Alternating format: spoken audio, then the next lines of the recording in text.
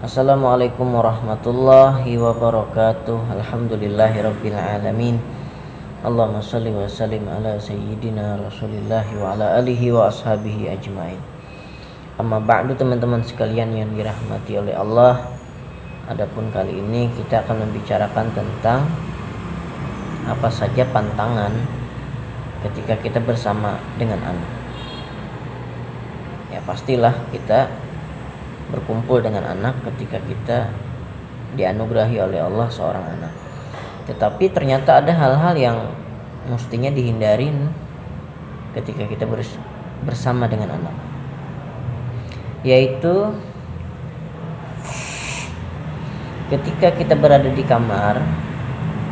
Biasanya kan anak di ayunan mungkin ya, atau sedang tidur berbaring dia gitu di samping kita, ya kita temenin, kita jaga. Ketika kita melihat ada binatang yang lewat, siapa tahu nih ada binatang yang lewat di kamar ketika anak kita tidur dan kita berbaring di sampingnya. Kalau bisa jangan dibunuh hewan itu. Jadi silahkan diambil dan dipindahkan, dibuang keluar gitu aja. Nah, jangan dibunuh. Karena dulu pernah ada kejadian, ya mungkin juga ajalnya memang sudah sampai, tetapi itu sudah pernah ditemuin ya. Istilah kata Banjar itu, ruhnya yang anak yang tidur itu menyamun. Kan bisa dikatakan ya, ketika kita tidur itu ruh kita sedang entah apa gitu ya, meskipun masih ada di jasad kita, tapi bisa terjadi mimpi itu kan karena kita entah kemana-mana gitu ruh kita.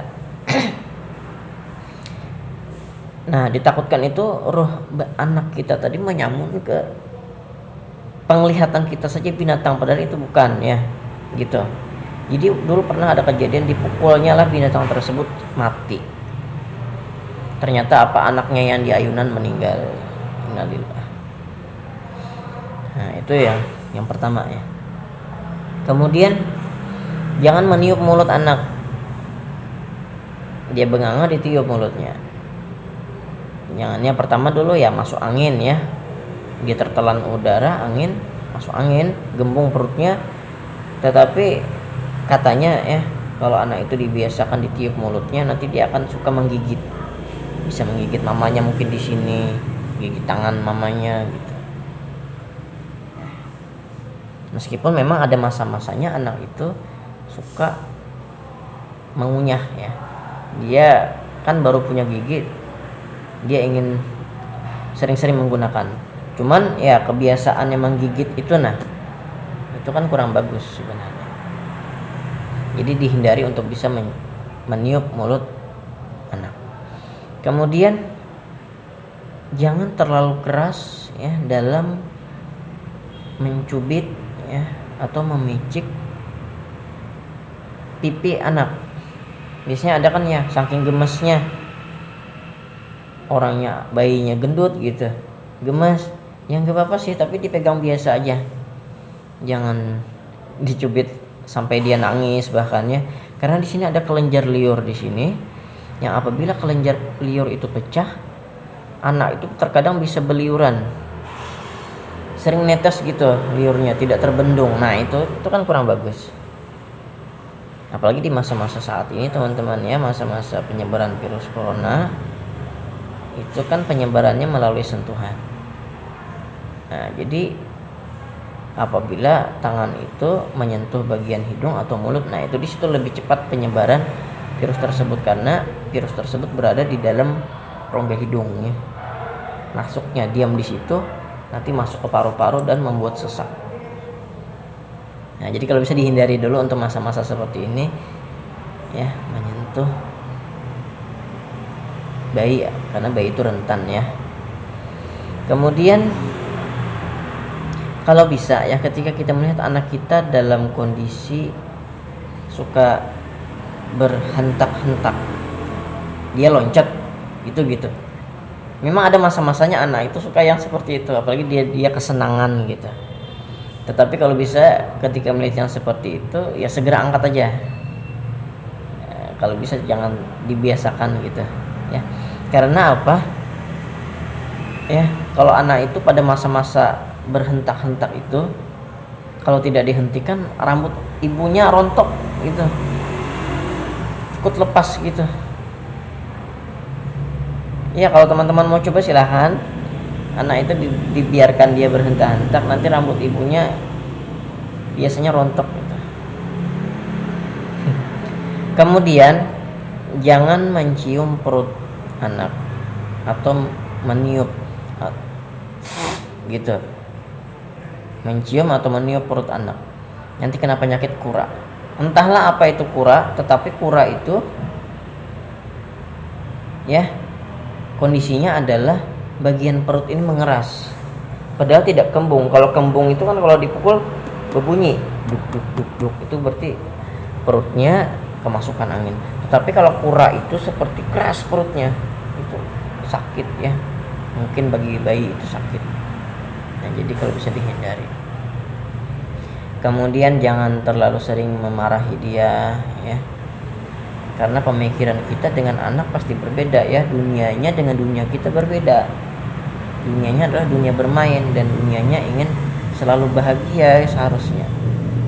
Jangan dibuat sedih, jangan dibentak ya, nanti melahirkan pribadi yang keras juga.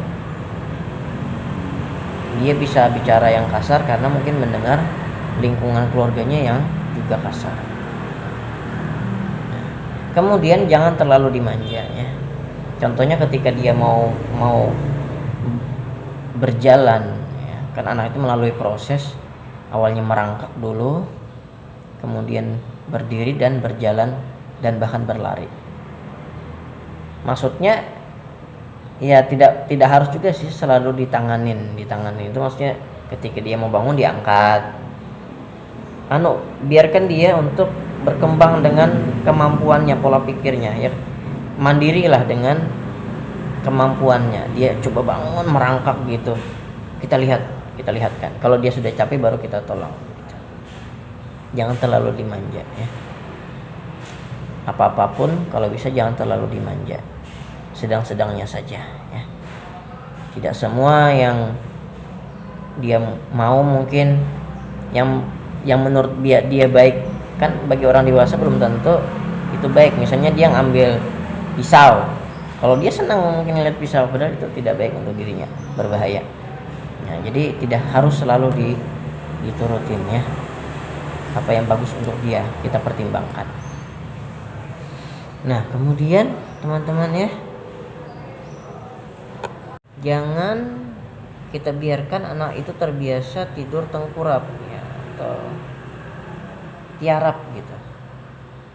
Kalau sudah dia terbaring seperti itu, segera angkat, segera putar posisinya supaya dia tidak terbiasa untuk baring tiarap. Karena katanya orang-orang dulu itu kalau tiarap itu mendoakan orang tuanya lekas meninggal. Entahlah benar atau tidaknya, cuman itu kebiasaan atau pepadahan nasihat daripada orang-orang dulu. Ya kalau bisa ya kita jalankan aja selama itu tidak melanggar syariat Allah. Dan memang tidak baik ya, apalagi dalam posisi tengkurap itu, karena hati ke bawah itu biasanya orang itu pengerasan, sulit untuk ditegur juga terkadang. Kemudian jangan duduk seperti ini, mohon maaf teman-teman, saya hanya mencontohkan. Ini gini kan kakinya, kemudian gini. Nah itu langsung ditegur aja dan dibenarkan, jangan duduk seperti itu, karena itu sesungguhnya duduk orang-orang yang berada di neraka ya, penghuni neraka duduknya seperti itu, merenung meratapi nasib di akhirat.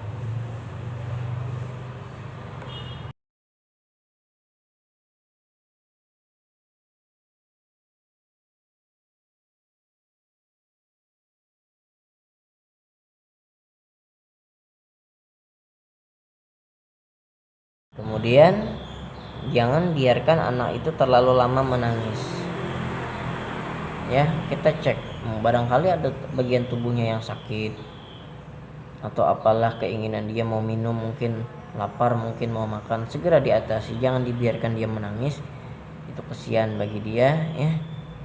apalagi sampai kita memaki-maki dia gitu. Yang nitipin itu Allah. Ketika kita tidak amanah dengan titipan Allah, tidak menjaganya dengan benar-benar, kita ya risikonya nanti ditanyakan oleh Allah di akhirat tentang amanah-amanah Allah berupa anak. Barangkali teman-teman itu dulu tentang apa saja pantangan ketika kita bersama dengan anak. Ya, semoga video ini bermanfaat sedikit banyaknya. Akhir kata, wassalamualaikum warahmatullahi wabarakatuh.